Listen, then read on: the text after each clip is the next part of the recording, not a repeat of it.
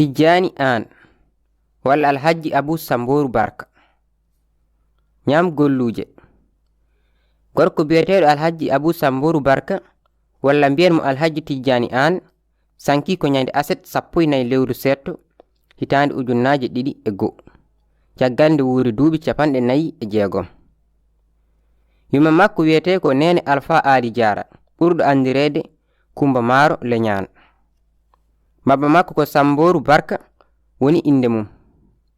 Alhaji Tijjani an ko kodda jinnaɓe mum kadi ko sajo nde tawno rewi ko e funeɓe ɗiɗo worɓe Alassane e Aluseyni.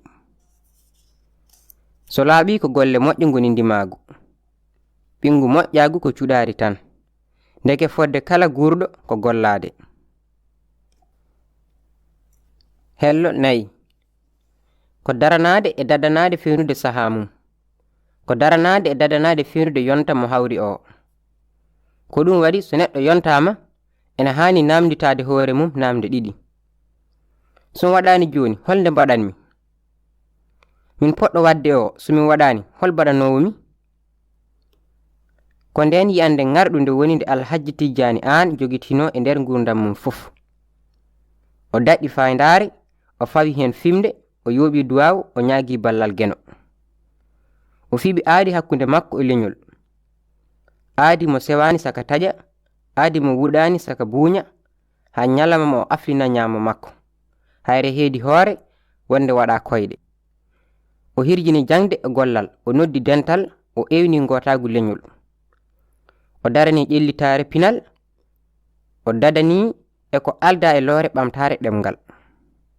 Nde aadi timmi, Allah yiɗi mo, humpinani mo, ewni mo to Makkatal Mukarram, fawto yaade dosgal jooɓal diine men l'Islam cuɓaɗo. O seni, o salligini, o juuli, o hucciti e rawda ɓurnaɗo windere, o duwi, Allah jaabi. O arte ngendi makko yummari e leydi makko Sénégal. O waɗi mbaynigu makko ha timmi, o tindi, o daari, o siftini, o softini. Hello jeegom. Nyande 14 lewru setto ma mbiyen Avril e hitande 2002 o yalti aduna e nokkuɗo wiyete Njundu sara wuro Madiw. Omo woppi hesniɓe ɗiɗo e sukaɓe jeenayo rewɓe e worɓe. E nder hen luuti gorko innitiraɗo mo. Bandiraɓe Alhaji Abu an wuri kadi woodi. O ɗali ñam golluje payodinɗe parnorɗe ngarɗuɗe cuɗoje dartol leñol. Yo Allah yurmo mo, yaafomo, waɗa toon foftorde makko kanko e dendagal mayɓe julɓe. Eraali erango fewde e leñol. Bandiraɓe ko adi fof ko duwanade on. Mayde Tijjani an ko basal mawngal, ko ustare mawnde wonande leñol ngol. Hello jeeɗiɗi. Nde tawno hono Tijjani en kewani ete kadi mbeɓani, en cunima en goyi ha satti. Kono paamen noon aduna o dartaki ɗo tan e ndeɗo mayde. Ko jokkowo, gurdam leñol ngol ne kay dartotako ɗo, koko jokkata. Ɗum firti ko leñol ngol ene hatojini e sagataɓe yarlitiɓe, e ngol sohla gendiyankoɓe, sasɓe e kala saha e kala nokku. Wadde noon gendiyankagal ko hunde tinde, nde weeɓani ete wonamo woni kala rokkete ɗum. Sen dañi gendiyanke, tinnoɗen e mum gila e gurdam mum. Oto ɗalen ha mayde jola, heddo eɗen goyamo, eɗen cuno mayde makko. Eɗen kolla wonde eɗen jinnomo walla eɗen jottodirno e makko jottodiral tingal. Haaloɓe Pular mbi, lekki batirki duulete ko gila ene woni sopo ƴuru. Won e woyoɓe hande Tijjani an meeɗano jogade e mum haaju. Won wiyannoɓe ko haalanno ko bolle puyɗe walla o wondi ko yidde tinede. Won soodoɓe hande nate makko walla leppi makko so keɗinoma mo ettinoma famde mo gila e gurdam ɓuranno wadde fayida.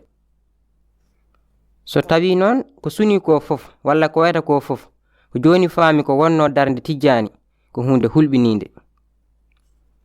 hello jeenayi. Kono mbele Allah maade Tijjani an nde wayla ɓerɗe keewɗe e hakkillaaji keewɗi. Hande ngendiyanke fof gonɗo e dow laral leydi ndi bone mum ko koreeji mum, ko ɓurɓe ɓattade ngaɗoto dadade haa tiiɗa ngam haɓade ɗum e kala fannu, ko ɓen ngaɗoto bonnidde ɗum e fawde e dow mum ellaaji hayɗi ngoodani. Heewiiɗo ngendiyankoɓe peri njahi sabu boneeji koreeji mumen. Hoto belsinɗoɗen haa beelel hora heddo eɗen ngasa ɓulli e nder nehaande mum. E rango fewde e ngendiyankoɓe sagataɓe sasɓe, wasorɓe, tambiɓe gaawe, wakkiɓe petelaaji, tamɓe silamaji, haftantoɓe nguru, ƴellitoɓe pinal, hatanteɓe susɓe, dadaniɓe ngendi, ɓamtoɓe ɗemgal. Tijjani an ɗaldi on yewende e yeelende. Yo Allah sukkan on nde yolnde. Heddi ko kikkodire balabe mbaɗon awa bonguji oto ngoppe serendu. Ɓeyde tinnare ndeke leñol mon ko patam lamol joɓowol diminna. Tinno ɗe ha ɓura ko ɓenni. Gummo ɗe e ɓuɓri ngertine dadungal ngande leñol ngol wona haaside ete e ngol hatu jini e mon. Hene mon ko dadiɓe, ko dariɓe no jullaji sabu gonɗinde wonde potal e ndimagu ko e darnde dañete. Yoga e mon ko hoyniɓe ɓamtare tawi ngalda e yedditare. Hello 11. Kono kadi ena woodi e mon haaloɓe e nder salongaji ɓuuɓɗi ko mbaɗata. Heewi darinoɓe ha njiya, erotonoɓe ha nana, ha dokka wutte ngendiyankagal e yonde hakkunde nde tawta ene mofi payndale goɗɗe nawtiroje leñol ngol caggal. Heewi jogananoɓe hoolare ha njorto mawnina dotti ñamfi leñol. Ene laabi so won ɓamtoɓe leñol ngol ena woodi ɓamtortoɓe ngol. Ngendiyankoɓe leñolam yo made Tijjani an won sababu jiitodiral e disnodiral hakkunde mon e hajju gamaji payngu ñande 14 setto ujunaje 2 hay gooto e mon oto ngakku. Kawrite njoddode ɗe lelnon tuknorgal ngal mbaydi e lowdi gotiri mbele dokkon copuƴƴi garoji ɗi walla leñol ngol e kuuɓal hoolare nde wuɗaka saka buuña. Jikki leñol fof fawama e mon yo Allah won ballo. Bandiraɓe mbaynodirten ko e ndeɗo yimre nde bannoɗen e dow gorko gamaji baban Fatimata Dikajo kodda Samboru Barka e nene Alpha Ali Diara.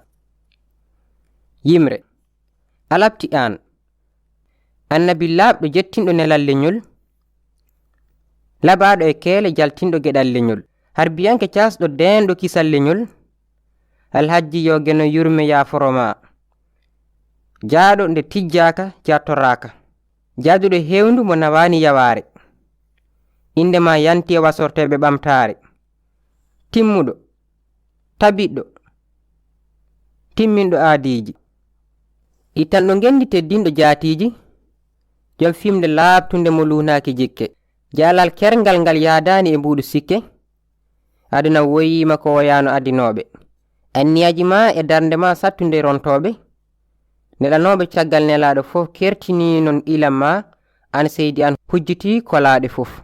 A daranima kaddi ngurdam gotagu leñol, a dadanima kaddi ngurdam dimagu leñol. Nafoore nde hayso caggal ma mbele nafta leñol, gorko gamaji nangelol ngal fuuta giɗo ma, oɗo jeewaɗo sabu hattade golwole ma, reedu heewino ɗamawu satude jiidunoɗen, kono maade jamfima aadimo mbaddunoɗen. On ɓuri pandale dorwore ɗe toɓɓunoɗen, giɗo leñol yo saare nema won foftorde ma. Allahu waɗan ma to firdawsa hoɗorde ma, malanoɓe gilay baba Adama jaɓɓo ma, adinoɓe ha e watindinoɓe kala bismo ma. Amin ya tagnoɗo asamanuje leyɗele, joom kattanɗe nulɗo ɓen ɓe ngalday caɗele, ittuɗo nema resdiminamdaki jobdele. Gelongal Fuuta lollirɗo Njaay Saydu Amadou. Hakkeji kala wonande fedde ɓamtare Pular e Murtani. Hitande 2008. Jilowo o ko Bokar Amadou Ba, kalfinaɗo kumpital fe ɓe pe me. noddirgel ngel